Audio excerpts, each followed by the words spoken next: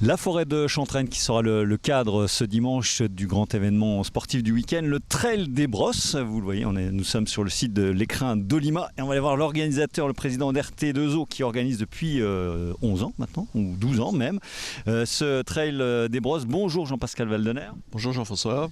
Alors, tout va bien ? Ouais, tout va bien. On est prêt. Est-ce que le contingent de coureurs y sera ? On peut rassurer tout le monde, il y aura à peu près un peu moins de 2000 coureurs ? On approche pas loin les 2000 coureurs. C'est vrai qu'il y a 3 semaines, on ne disait pas la même chose, puisqu'on était à 1200.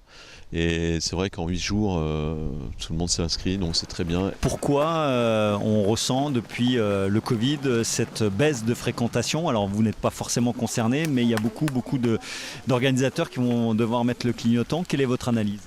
L'analyse, c'est qu'il y a de plus en plus de trails. Alors il y a les trails qui sont déclarés, il y a aussi les courses. Aujourd'hui, il y a beaucoup de courses qui ne sont pas déclarées. Ça, c'était un gros sujet la semaine dernière en réunion. Et il y a les assises justement de la FFA et on va en parler.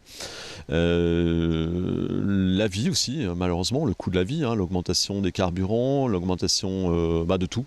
Nous, on le voit même sur nos budgets organisation. On a pris tout de suite 15-20% d'augmentation. Ça veut dire que vous perdez aussi des coureurs venus de certaines régions ? On perd, oui. Alors on est toujours quasiment au mois de novembre, donc c'est la fin des trails pour le début des crosses. Donc c'est vrai qu'on a une date qui est sympa. On s'aperçoit que les autres départements font aussi des organisations, entre autres Orbey en Alsace. Donc l'année ci, on a très peu d'Alsaciens par rapport aux autres années. Par rapport aux statistiques que j'ai pu faire, on avait à peu près une trentaine de départements qui étaient représentés. On a des gens de la Savoie, on a beaucoup de Parisiens qui viennent en TGV. Donc ça, maintenant, il faut qu'on fasse des navettes pour bien sûr les accueillir, pour les amener sur le site. Et on a quand même le Grand Est, Moselle, Meurthe-et-Moselle, Meuse, territoire de Belfort, le Doubs. Sans eux, nous, le département, c'est à peu près 35% de Vosgiens qui viennent courir. Et le reste, ce sont tous des gens qui viennent des autres départements. Alors, on l'a dit, il y a des organisations qui vont disparaître. Quelle est la recette du succès du Trail des Brosses de Chantraine ? Je pense que déjà c'est la 12e édition et qu'on a toujours essayé de bien recevoir nos coureurs. Et ça c'est une chose. Les bénévoles, on a 150 bénévoles sur le site, on est quand même très proche des coureurs. On est à l'écoute chaque année, c'est des améliorations sur le parcours, des améliorations et là on tend vers un éco-trail. Une philosophie qui ne devrait pas déplaire au grandissime favori de l'épreuve la plus longue, celle de 35 km, à savoir Benjamin Paulin, le sociétaire de l'AVEC, récent vainqueur du Trail des Lumières, arrive en pleine forme sur ces terrains de jeu de surcroît. Je me sens plutôt bien, j'ai fait des bons enchaînements, des bonnes semaines d'entraînement pour préparer l'objectif qui est... L'objectif principal de fin de saison, c'est la Saint-Élion, mais la grosse étape qui me tient à cœur, c'est ici au Trail des Brosses. Donc j'ai à cœur d'arriver en bonne forme pour faire une bonne course, pour me faire plaisir. C'est des chemins que je connais, donc pour le moment, la forme est bonne. C'est une très grosse saison pour vous. On va rappeler que vous êtes champion de France du 100 km, vice-champion du monde par équipe, mais ça reste malgré tout une étape importante. Une étape importante, oui. Moi, j'aime beaucoup toujours faire les courses autour de la maison, parce que l'ambiance est toujours un petit peu différente et sans doute plus familiale, plus sympa que sur des gros événements où on est peut-être plus anonyme, où il y a peut-être plus de pression également. Ici on vient pour voir les copains, pour l'ambiance, pour aussi le plaisir d'être à la maison. Tout dernier mot sur le calendrier 2023, est-ce que vous en avez déjà un aperçu ? Est-ce que vous avez ciblé des objectifs clairs ? Pour le moment, je n'ai pas encore ciblé vraiment d'objectifs. Ça va dépendre du calendrier des championnats de France de 100 km de l'année prochaine qui, je crois, à ce jour ne sont pas encore établis. Et à partir du moment où j'aurai ces dates-là, je vais essayer de planifier. Si c'est en début de saison, organiser mon début de saison là-dessus. Si c'est plutôt en fin de saison, voir quel objectif je peux mettre. Est-ce que c'est sur du trail? Est-ce que c'est sur un autre 100 km? Pour le moment, rien n'est défini.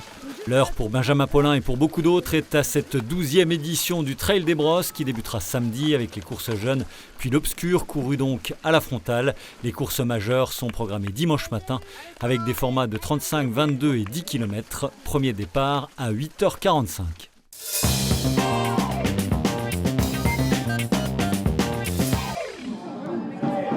Dans le reste de l'actualité sportive, du football, en National 3, si le Estaon a choisi d'accueillir la réserve de Troyes ce vendredi à 17h, l'US Rend l'étape jouera samedi au stade Paul Gasser face à Sarre-Union. Après leur match de Coupe de France face au FC Metz et avoir renoué avec la victoire en championnat le week-end dernier à Épernay, les Rahonnais espèrent enchaîner pour s'éloigner un peu plus de la zone rouge. Coup d'envoi là encore à 17h. En National 2, le SAS joue ce vendredi à Boulogne. Ce vendredi toujours, du tennis de table avec le marathon du mois de novembre qui est lancé pour les pongistes de l'AS RTT Étival qui vont enchaîner 8 matchs en une vingtaine de jours entre le championnat et la Ligue des Champions. C'est de Pro Dames dont il est question ce vendredi avec la réception de Saint-Denis. Premier service à 19h en salle Michel Essa.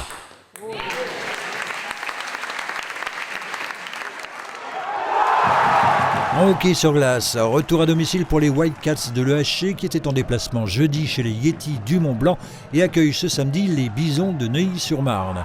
Comme face aux Spartiates de Marseille, les Verts et Noirs comptent bien offrir une nouvelle victoire à leurs supporters de Poissompré avec un effectif toujours amputé de Bonvalot et Donnet notamment, mais qui verra le retour de Rapenne. Premier face-off à 18h05. Enfin, ce week-end, il y aura également du basket. Après un excellent début de saison, mais 2 défaites consécutives lors des 2 dernières journées de National 3, le Bémircourt est rentré dans le rang. Désormais 6e, Loïc Gigan et ses partenaires accueillent ce samedi soir un adversaire direct du milieu de tableau, Saint-André-les-Vergers, 8e à 2 points. Entre deux d'envoi à 20h en salle Claude Aka.